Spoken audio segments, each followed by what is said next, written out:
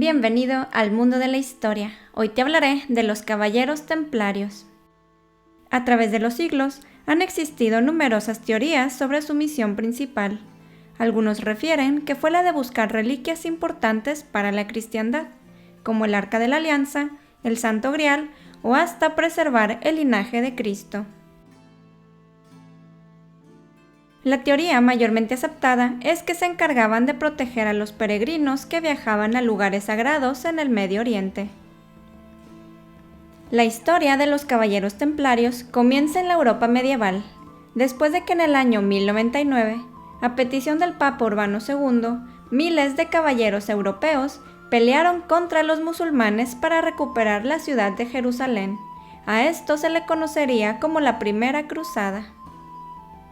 A partir de ese momento, hubo una gran cantidad de personas viajando de Europa a Tierra Santa, lo que los hizo blanco de asaltos y ataques por parte de criminales, y obviamente de sus enemigos religiosos, los musulmanes. Por este motivo, en el año 1118, 8 caballeros, en su mayoría franceses y liderados por Hugh de Payens, crearon la Orden de los Pobres Caballeros de Cristo del Templo de Salomón, con el firme objetivo de brindar protección a los peregrinos que viajaban a Jerusalén y a otras ciudades sagradas. Durante los primeros años, la Orden Templaria estaba conformada únicamente por 9 miembros, y tenían su sede en un ala del Palacio Real en el monte del Templo de Salomón, que les fue proporcionada por el rey Balduino II de Jerusalén. De ahí proviene su nombre y su posterior abreviación a Caballeros Templarios. Combinaron su profundo sentimiento religioso con los ideales de la caballería y de una orden monástica, para defender a los desfavorecidos y luchar para recuperar Tierra Santa, convirtiéndose en una fuerza paramilitar subordinada únicamente al Papa. A los miembros de esta orden a menudo se les llamaban monjes guerreros, ya que juraron pobreza, castidad y obediencia. Quizás esta fue la razón por la que en sus inicios tuvieron dificultades para reclutar a más personas. Dicho problema se resolvió en 1127, cuando Bernardo de Claraval escribió una obra titulada Libro de los Caballeros Templarios, elogio de la nueva milicia templaria, la cual se extendió por todos los territorios cristianos, atrayendo a nuevos miembros, algunos de noble cuna. En ese texto se describía la misión sagrada de los templarios y justificaba el derramamiento de sangre, pues si mataban lo hacían por Cristo y si morían en combate se convertirían en mártires. Se sabe muy poco sobre sus entrenamientos, pero lo que sí te puedo decir es que eran sumamente disciplinados. Cuando alguno de sus miembros cometía una infracción, el comandante, que era el responsable de las actividades diarias en las propiedades bajo su cuidado, llamaría a todos incluyendo al infractor para que escucharan en qué había consistido su falta. Luego, el comandante pediría consejo a los demás miembros de la orden para decidir cuál sería su penitencia. Naturalmente, si la infracción no era de las consideradas graves, se le podía perdonar si demostraba profundo arrepentimiento. En cambio, si se había infringido una regla importante, se llevaría a cabo un juicio, en donde se podía imponer el castigo más alto al que podía enfrentarse un caballero templario: ser expulsado de la orden. Otra penitencia importante era la pérdida del hábito, un castigo para todos aquellos que cometían infracciones como pelear con un hermano de la orden o sostener relaciones sexuales. Es más, tenían reglas tan estrictas que se dice que no podían beber y hasta tenían prohibido besar a cualquier mujer, y esto incluía a sus propias madres. También se sancionaba a aquellos que eran negligentes o perdían el control por algún enojo. Por ejemplo, si eras un caballero templario y algún animal de carga moría o se perdía bajo tu cuidado, o si herías a algún cristiano o tirabas tu hábito al piso por enojo. Esto hacía que perdieras no solo tu hábito, sino tus armas y hasta tu caballo, lo cual era una penitencia de vergüenza. Aunque era posible que te perdonaran esas infracciones, solo necesitabas caerle bien a todos, pues todos los miembros debían estar de acuerdo en brindarte el perdón por tus faltas. De todas formas, debía ser muy paciente, porque tenía que pasar 1 año y 1 día para que pudieras recuperar tus cosas y seguir tu vida normal como caballero templario. La orden contaba con distintas jerarquías. La autoridad suprema era, por supuesto, el Gran Maestre, que ocupaba el cargo el resto de su vida y solo le rendía cuentas al Papa. El primer Gran Maestre de la Orden Templaria fue Hugh de Payens.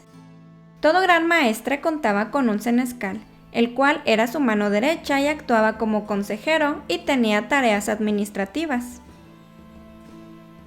Debajo de este podemos decir que estaban los maestres templarios, ya que cada país contaba con uno. El abanderado, que por cierto, no cargaba ninguna bandera ni estandarte, sino que era responsable de los escuderos. El pañero se encargaba de la vestimenta de los templarios, y aunque no lo creas, este era un puesto también muy importante. Se encontraba por debajo del gran maestre y del mariscal. También existía la figura de los comandantes de tierras, que eran responsables de todas las propiedades templarias de su jurisdicción. Se administraron en conventos agrupados en diversas regiones geográficas conocidas como prioratos.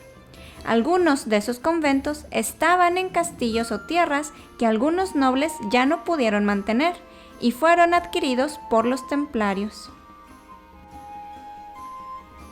Los prioratos se intercambiaban continuamente documentos y cartas importantes, que por supuesto llevaban el famoso sello de la orden, 2 caballeros montados en un solo caballo, símbolo de la unión entre los hermanos de la orden. Luego estaban los comandantes de caballeros, casas y granjas, de los que te hablé hace un momento, responsables de las operaciones diarias. Y por último, pero no menos importantes, los caballeros y sargentos, de los cuales los caballeros tenían el rango más alto porque provenían de noble cuna. Los caballeros vestían un hábito blanco y contaban con 3 caballos y un escudero. Los sargentos, por otro lado, vestían un hábito negro o marrón y solo contaban con un caballo. El hábito de color blanco significaba la pureza y la castidad, mientras que los hábitos oscuros que vestían los sargentos significaban fuerza y valor. Fue hasta el año 1147, durante la Segunda Cruzada, que a los templarios se les autorizó usar la cruz roja en sus túnicas, como significado de martirio, la sangre derramada por Cristo y la sangre que ellos mismos estaban dispuestos a derramar para defender su fe. La cruz roja los diferenciaba de los caballeros hospitalarios y los caballeros teutónicos. Los primeros vestían una túnica negra y una cruz blanca, mientras que los segundos vestían una túnica blanca con una cruz negra. No es de extrañar que las características más sobresalientes de los caballeros templarios fueran su disciplina, su valentía y su ferocidad en el campo de batalla. Tenían prohibido rendirse o huir de una batalla, a menos que así se los ordenaran sus superiores o que se vieran superados en número. Sus ideales les permitieron ver la muerte en combate como una muerte gloriosa y el incumplimiento a sus reglas como algo peor a la muerte. Con el paso de los años, la Orden Templaria, cuyo nombre oficial comenzaba con pobres caballeros, ya no les quedaba, pues pobres no eran. Los reyes de toda Europa les realizaban grandes donaciones. Es más, el rey Alfonso I de Aragón estipuló en su testamento que dejaba 1/3 de su reino a manos de esta orden y de otras órdenes monástico-militares. Los nobles y devotos comunes también apoyaban a la causa y las cruzadas, con donaciones de tierra y de dinero, que los caballeros templarios supieron administrar de manera excepcional.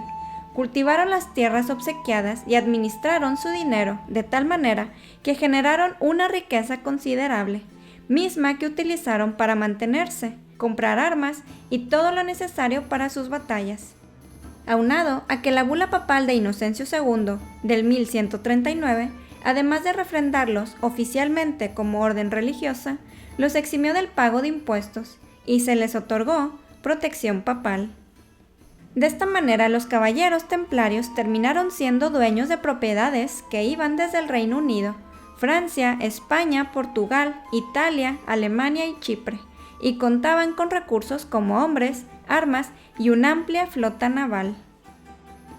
Sin embargo, es probable que su éxito se lo deban a su visión financiera, pues como mencioné, su propósito era proteger a los peregrinos que viajaban miles de kilómetros hasta Jerusalén, quienes necesitaban llevar suficiente dinero para comidas y hospedajes, pero temían ser asaltados o atacados en el camino. Entonces, idearon un sistema primitivo de crédito, y funcionaba de la siguiente manera. Los peregrinos depositaban una suma de dinero en cualquier templo, y a cambio recibían una carta de crédito que podían canjear en Jerusalén. Los servicios financieros de los templarios fueron todo un éxito.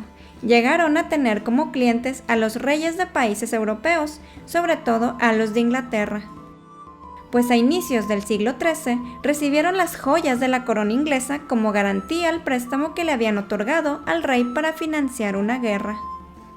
Y más tarde, en 1258, fungieron como intermediarios entre el rey Enrique III y el conde de March para la custodia de la isla de Olerón, acordando que el rey les pagaría a los templarios un monto de 200 libras anuales durante 5 años, y estos a su vez liquidarían la deuda inglesa.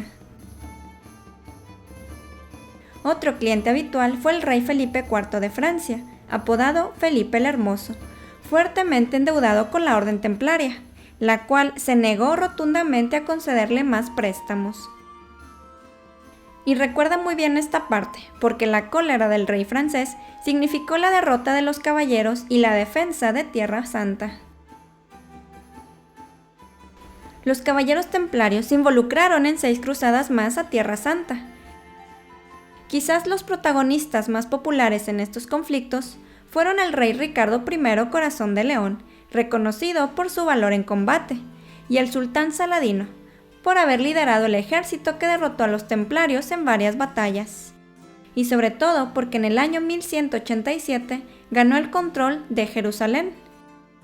Aunque los ejércitos cristianos recuperaron dicha ciudad, en 1244 la perdieron nuevamente, lo que orilló a los templarios a trasladar su sede a Acre, en la costa norte de lo que hoy es Israel, convirtiéndola en un centro de comercio y de suministros vitales para los cruzados.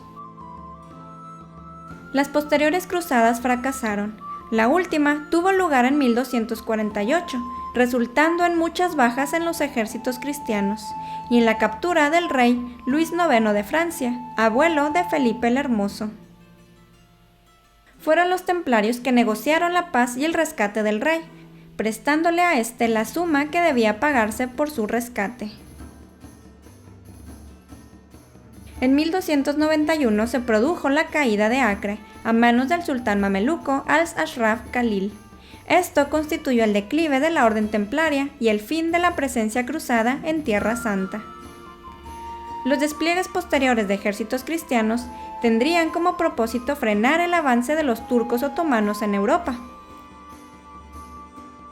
Los europeos y los líderes religiosos ya no apoyaron la orden de los caballeros templarios, pues no veían con buenos ojos su poder y la riqueza que habían generado. Por ello, y ante la imposibilidad de restablecerse cerca de Jerusalén, la orden templaria decidió cambiar su sede en 1302 a la ciudad de París.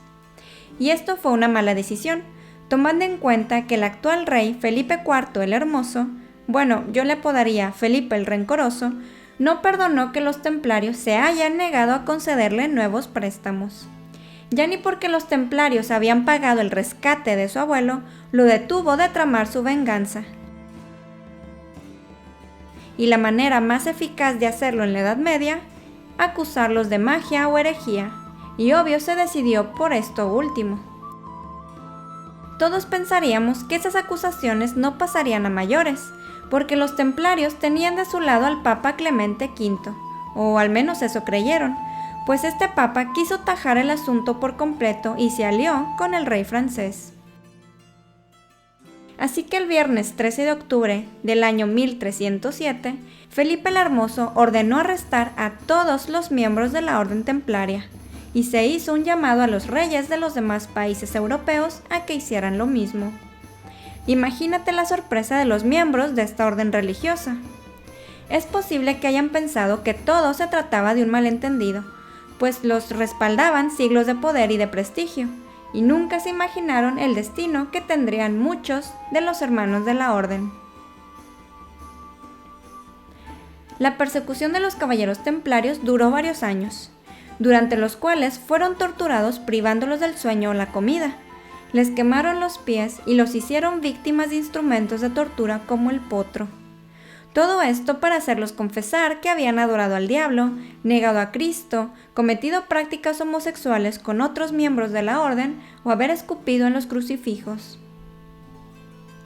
Fuera de Francia y Alemania, por lo general los templarios no fueron torturados. Es más, algunos reyes europeos les brindaron su apoyo y protección, como en el caso del rey de Portugal, y se cree que muchos caballeros templarios en ese país pasaron a formar parte de la Orden Militar de Cristo.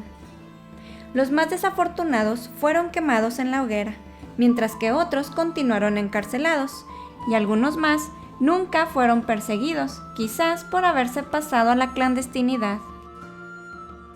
El Papa Clemente V decidió disolver la Orden Templaria en 1312, en el denominado Concilio de Vienne, y por ende las propiedades y riquezas de los templarios fueron confiscadas y entregadas a los caballeros hospitalarios.